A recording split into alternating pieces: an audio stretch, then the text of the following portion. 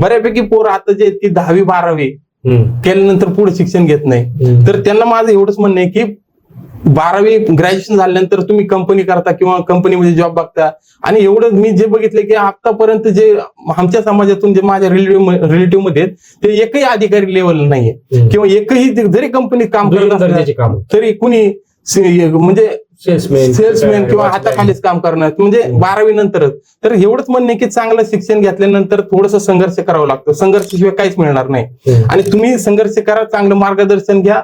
जर काही असलं तर अडचणी तर एक चांगल्या स्पर्धा परीक्षा चांगलं क्षेत्र आहे, तिथं पण तुम्ही करू शकता. किंवा दुसरं काही क्षेत्र निवडलं तिथं पण खूप ऑपॉर्च्युनिटी आहेत की तुम्ही स्वतःला साध्य करू शकता आणि वैयक्तिक समाजासाठी आणि परिवारासाठी एक चांगलं स्टेज उभं करू शकता आणि समाज पण पुढे जाऊ शकतो. एक जो माणूस एखादा आपल्या समाजामध्ये एखादा विद्यार्थी घडल्यानंतर तो आदर्श घेऊन आपण पण स्वतःला घडवलं पण असं वाटतं मला.